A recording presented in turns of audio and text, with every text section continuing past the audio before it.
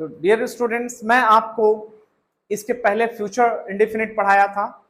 अब मैं आपको इस वीडियो में, इस लेक्चर में, मैं सुरेंद्र कुमार मौर्य, मैं आपको प्रेजेंट कंटिन्यूअस टेंस के बारे में पढ़ाने जा रहा हूं।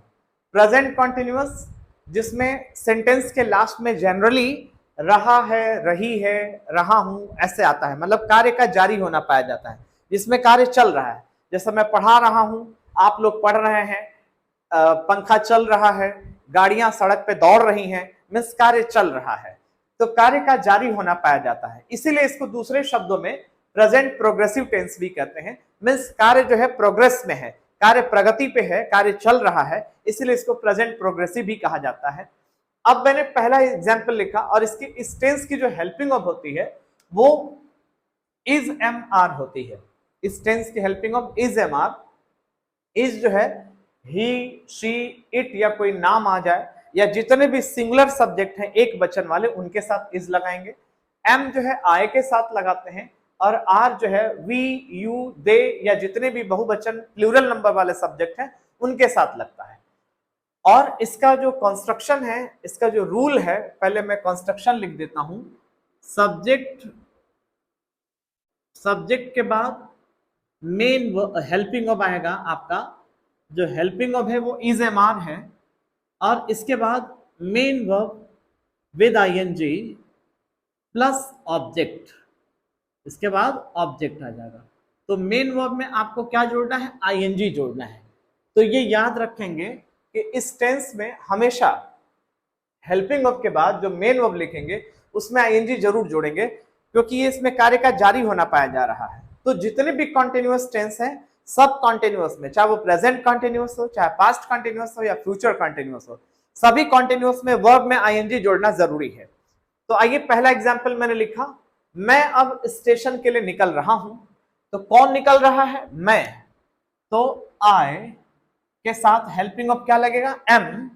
फिर निकल रहा हूं, निकलना के लिए लीव, और लीव में आईएनजी जोड़ देंगे, living. I am living for station now. Now मतलब अब। तो डियर स्टूडेंट्स, याद रखना है कि लिविंग के साथ फॉर लगाना जरूरी है। और लीव मीन्स छोड़ना भी होता है और लीव मीन्स निकलना या रवाना होना भी होता है। उसी तरह से आया कि मैं यहां अपने दोस्त का इंतजार कर रहा हूं। अपने दोस्त का इंतजार कर रहा हूं या प्रतीक्षा कर रहा हूं। तो यहां पर कौन कर रहा है प्रतीक्षा? मैं। आई के साथ एम लगाना है, आई एम। और इंतजार करना या प्रतीक्षा करना के लिए वेट होता है, और वेट में आईएनजी जोड़ेंगे क्योंकि कार्य चल रहा है। तो I am waiting for my friend here. My friend here. तो डियर स्टूडेंट्स, याद रखेंगे कि जैसे लीव के साथ फॉर लगना जरूरी है, वैसे वेट के साथ भी फॉर लगना जरूरी है। तो इसी तरह से किसी चीज की तलाश कर रहे हैं, जैसे अभी आ गया कि मैं अपने पर्स की तलाश कर रहा हूं। तो I am searching for my purse, या मैं अपनी मोबाइल ढूंढ रहा हूं। I am searching for my mobile. तो सर्च के साथ भी फॉर लगाना है, लिविंग के साथ भी फॉर लगाना है, वेटिंग के साथ भी फॉर लगाना है। तो ये आपने देखा, इसमें काम चल रहा है। कुछ ऐसे भी सेंटेंसेस रहेंगे, जरूरी नहीं है कि हर बार रहा है, रही है, रहा हूं, आए ही।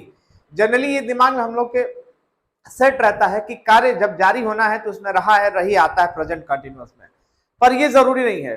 कुछ सेंटेंसेस ऐसे भी रहेंगे जिसमें बिना रहा है, रही है के ही और वो प्रेजेंट कंटिन्यूअस रहेगा, क्योंकि उसमें ये देखना मस्ट है, ये ज्यादा जरूरी है कि कार्य का जारी होना पाया जाना चाहिए उसमें, माने कार्य जारी है, ये ज्यादा इंपॉर्टेंट है। जैसे आपने कहा कि सर कोई दरवाजे पर खड़ा है।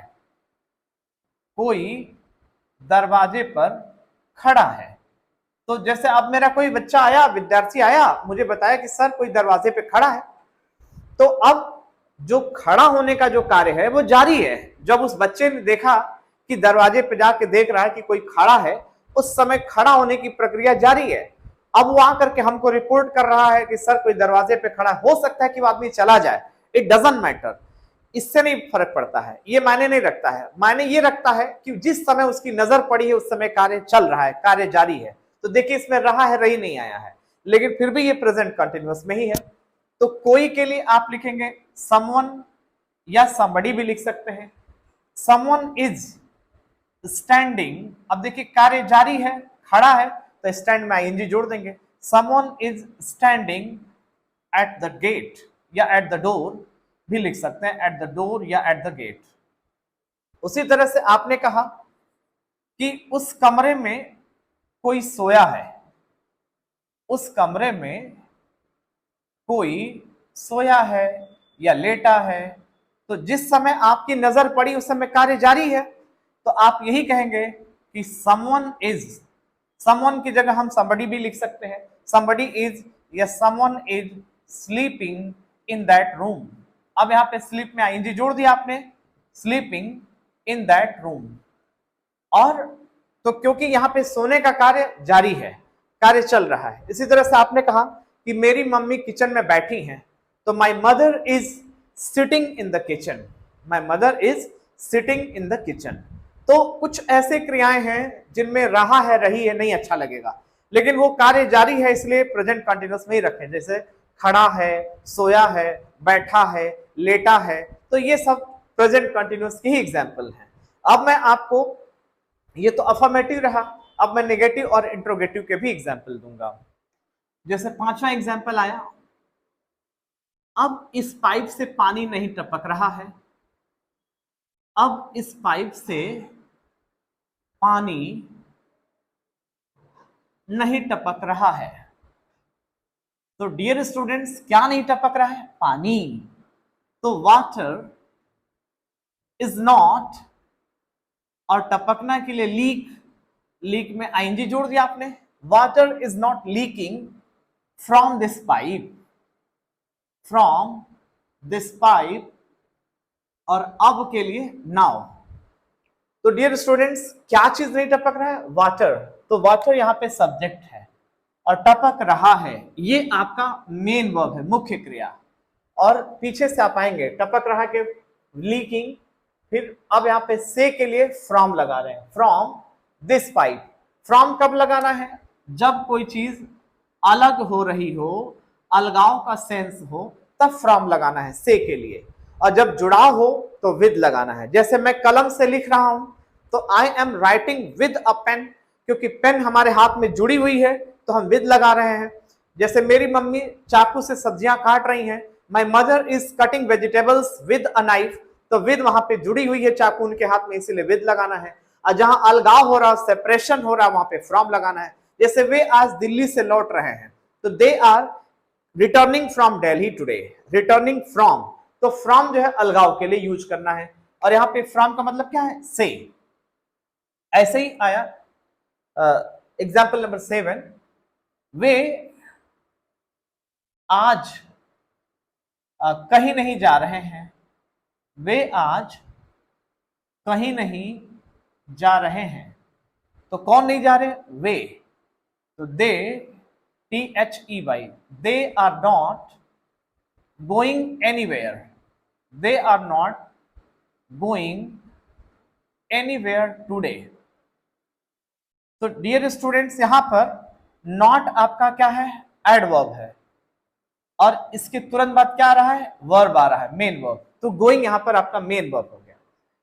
दूसरा तरीका यह है कि अगर हम नॉट हटा दें तो एनी की जगह नो लगा देंगे तो भी हमारा सेंटेंस बन जाएगा।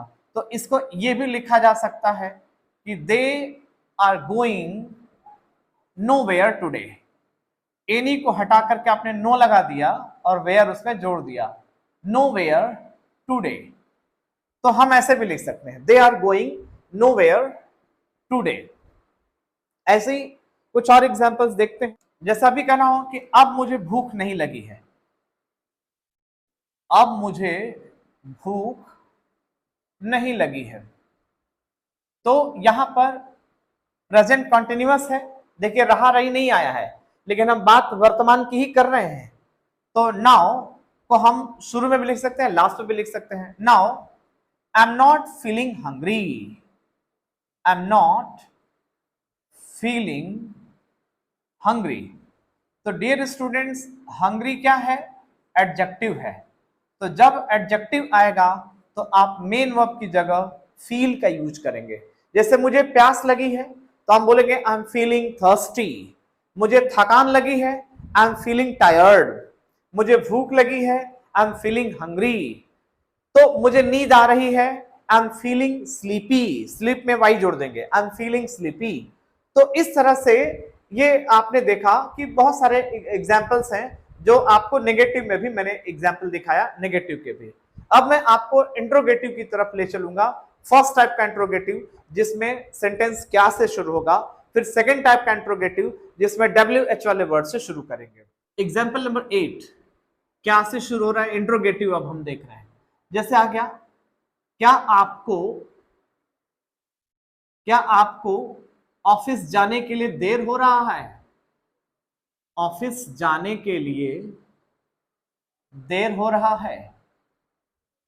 तो डियर स्टूडेंट्स, यहां पर हो रहा है सेंटेंस आ गया, और क्या से शुरू हो रहा है और सब्जेक्ट की जगह यू आया है, तो यू को देखते हुए आर लगाना है, तो आर को आप आगे करेंगे। आर यू, अब होने के लिए, हो रहा है, ये मेन वर्ब है आपका। तो are you getting late? Get मतलब होना, आप बी भी लगा सकते हैं, बी में भी आईएनजी जोड़ सकते हैं। तो आर यू बीइंग लेट या आर यू गेटिंग लेट, पीछे से चलेंगे, लेट तक पहुंच गए। अब किस लिए? फॉर गोइंग टू ऑफिस या टू गो टू ऑफिस भी लिख सकते हैं, या तो आप लिखेंगे for going to office. For जब लिखेंगे तो उसके बाद आने वाली क्रिया में आईएनजी जोड़ना है, ये जेरेंड होता है, फॉर गोइंग टू ऑफिस। और इसी तरह से अगर आप टू लिखेंगे तो वर्ब में आईएनजी नहीं जोड़ेंगे, बस टू गो टू ऑफिस लिख देंगे। Are you getting late for going to office? तो डियर स्टूडेंट्स, इसका जो प्रोनाउंसिएशन है, उच्चारण है, वो ऐसे बोलना है, आर यू गेटिंग लेट। ये नहीं कि पूरा र नहीं बोलना है, आर र नहीं बोलना चाहिए, बस ये बोलना है are you getting late for going to office. Next है, जैसे क्या तुम मुझे भ्रमित कर रहे हो? मुझे भ्रमित कर रहे हो। तो यहां पर क्या हो जाएगा? Are you confusing me? Confuse कर रहे हो, बोलते हैं ना कि तुम मुझे कंफ्यूज कर रहे हो।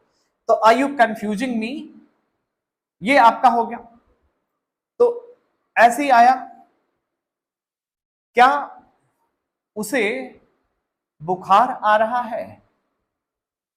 क्या उसे बुखार आ रहा है? तो अब आप देख रहे हैं, उसे के लिए ही लगाएंगे या शी भी लगा सकते हैं। तो इसको देखते हुए इज लगाना है, इज ही या शी भी लगा सकते हैं। Is he suffering from fever? Is he suffering from fever? तो डियर स्टूडेंट, सफरिंग के बाद फ्रॉम लगा के उस बीमारी का नाम लिखते हैं। Suffering from fever, suffering from cancer, suffering from cholera, suffering from diabetes. तो जो भी बीमारी है वो सफरिंग के बाद फ्रॉम लगा के बीमारी का नाम लिखते हैं। तो ये आपका रहा फर्स्ट टाइप के एग्जाम्पल जिसमें इज एम आर से शुरू कर रहे हैं। इसमें अगर नेगेटिव आएगा, नॉट आएगा, तो नॉट यहां पे लगाएंगे सब्जेक्ट के बाद। एक एग्जाम्पल इसको भी देख लेते हैं। जैसे क्या तुम्हें प्यास नहीं लगी है? क्या तुम्हें प्यास नहीं लगी है? तो यहां पर क्या से शुरू हो रहा है? आर यू नॉट, पहले लिख लेंगे, नॉट लिखने के बाद तब मेन वर्ब लिखेंगे। और देखिए यहां पे प्यास लगना, ये महसूस करने वाली चीज है, इसीलिए यहां पे फीलिंग लगाना है। Are you not feeling thirsty? Feeling thirsty, THIRSTY। Are you not feeling thirsty? अब देखिए थर्स्टी क्या है? एडजेक्टिव है। तो जब एडजेक्टिव दिया रहेगा तो आपको मेन वर्ब की जगह फीलिंग लगाना है। इसके पहले भी मैंने एग्जांपल दिया था, फीलिंग हंग्री, फीलिंग थर्स्टी। तो यहाँ पे are you not feeling thirsty? तो ये देखिए, ये नॉट क्या है? एडवर्ब है। मैं बार बार कहता हूं, इस बात को समझाता हूं कि नॉट एडवर्ब है और एडवर्ब को वर्ब से पहले ही रखना है। नॉट लिख लिया, इसके बाद वर्ब लिख रहे हैं। तो are you not feeling thirsty? अब मैं आपको सेकंड टाइप के एग्जांपल दूंगा जिसमें WH वाले वर्ड से शुरू किए जाएंगे। 12वां एग्जाम्पल जैसे आ गया, तुम उसे क्यों घूर रहे हो। तो क्यों के लिए आपने पहले क्वेश्चन वर्ड आगे निकाला, why are you staring at her. तो स्टेयर, STARE, स्टेयर मतलब घूरना होता है। अब स्टेयर के बाद प्रीपोजिशन एट लगना जरूरी है, steering at her, at him. उसी तरह से अगला आया, उस कमरे में कौन कील ठोक रहा है। तो कौन के लिए आप हु लगाए, who is hammering. Hammer means हथौड़ा होता है, लेकिन हैमर मीन्स हथौड़ा मारना भी होता है, ठोकना भी होता है। तो हैमर में आईएनजी जोड़ दिया, who is hammering a nail, nail means कील होता है, नाखून भी होता है, कील भी होता है। तो who is hammering a nail in that room. अगला है, यहाँ किसकी चाय ठंडी हो रही है। तो किसका किसकी के लिए आपको बताया गया हुज, और उसके साथ एक नाउन भी जुड़ा है। तो हुज टी इज, अब होने के लिए गेटिंग लगाना है, क्योंकि गेटिंग के बाद एडजेक्टिव आता है, कोल्ड एडजेक्टिव है। तो whose tea is getting cold here. अगला है, तुम बाहर क्यों झांक रहे हो। तो अब क्यों को हम आगे ले आए, why are you peeping out. तो पीप मतलब झांकना होता है, PEEP। तो पीपिंग आउट मतलब बाहर क्यों झांक रहे हो। अगला है, तुम्हारे हाथ बहुत ठंडे क्यों लग रहे हैं। तुम्हारे हाथ बहुत ठंडे क्यों लग रहे हैं।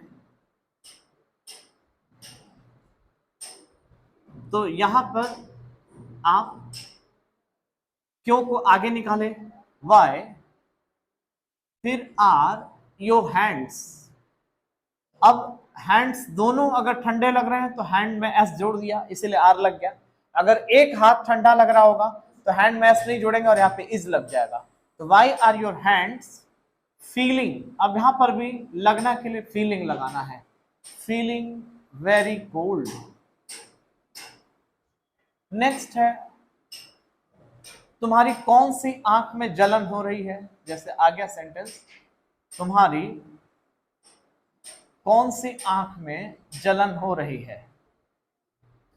कौन सी आंख जलन कर रही है, ऐसे भी कर सकते, तुम्हारी कौन सी आंख जलन कर रही है या जलन हो रही है। तुम्हारी कौन सी आंख में जलन हो रही है या जलन कर रही है। तो आंख आपके दो हैं, तो उसमें से कौन सी है। तो विच ऑफ योर आईज ऐसे लिखना है, क्योंकि आईज आपके दो हैं, इसलिए उसमें से विच ऑफ योर आईज। फिर इज स्टिंगिंग, स्टिंगिंग का मतलब जलन कर रही है। तो which of your eyes is stinging. Next है, किसकी मम्मी दाल में छौंका लगा रही हैं। जैसे आ गया अगला सेंटेंस, किसकी मम्मी दाल में छौंका लगा रही हैं, छौंका लगा रही हैं। तो यहां पर आप किसकी मम्मी को आप आगे ले चलेंगे, हुज मदर इज, मदर तो सिंगुलर है इसलिए इज लगाना है, हुज मदर इज। और सीजन, सीजन मीन्स मौसम भी होता है और छौंका लगाना भी होता है, जहां पे सीजन मीन्स छौंका लगाना। अब सीजनिंग, तो whose mother is seasoning the dal. अब दाल को हम ऐसे लिख दे रहे हैं क्योंकि डिश के रूप में है, पल्स मीन्स दाल होता है, लेकिन पल्स जब अनाज के रूप में है तो पल्स लिखेंगे, जब पक के तैयार हो गई है तो वो दाल हो गई, डिश के नेम वैसे ही लिखे जाएंगे। तो whose mother is seasoning the dal. ऐसे ही आ गया, जैसे वह कौन से विषय में, वह कौन से विषय में MSc कर रहा है। वह कौन से विषय में MSc कर रही है, मान लीजिए आ गया कर रही है। तो यहां पर कौन से विषय में, पहले प्रीपोजिशन को आगे लिखेंगे, in which subject, in which subject, फिर हेल्पिंग ऑफ इज, फिर सब्जेक्ट लिखेंगे शी। और जब हम यहां पे परसुइंग लिखते हैं, परसुइंग, तो परस्यू मतलब किसी, जैसे आई एम परसुइंग MA, जैसे आपने कहा कि मैं MA कर रहा हूं तो आई एम परसुइंग MA, मैं BA कर रहा हूं आई एम परसुइंग BA। उसी तरह से in which subject is she pursuing MSc master in science. तो एक और लास्ट एग्जांपल देखते हैं, तुम्हारी कौन से टांग में दर्द हो रहा है, तुम्हारे कौन से टांग में दर्द हो रहा है। तो यहां पर आप कौन से टांग में हैं, तो विच ऑफ योर लेग्स, पहले आप लिखेंगे विच ऑफ योर लेग्स। अब कोई एक टांग में दर्द हो रहा है तो इसलिए अब हम इज लगा रहे हैं, ये नहीं कि दोनों टांगे हमारी दर्द कर रही हैं। पूछा गया कि तुम्हारी कौन सी टांग में दर्द हो रहा है, तो which of your legs is acting, ACHE, एक मतलब दर्द होता है। अब इसी में ING जोड़ेंगे तो ई हट जाएगा, एक्टिंग हो जाएगा। तो which of your legs is acting means तुम्हारी कौन सी टांग में दर्द हो रहा है। नेक्स्ट, जैसे अभी आ गया, तुम्हें यहां कैसा लग रहा है, तुम्हें यहां कैसा लग रहा है। जैसे ये सेंटेंस आ गया, कैसा लग रहा है, तो आप यहां पे लिखेंगे how are you feeling here, how are you feeling here.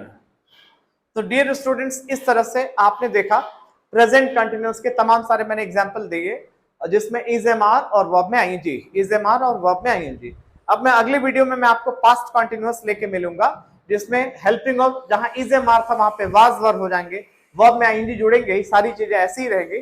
तो आज के लिए इतना ही, दैट्स ऑल टुडे।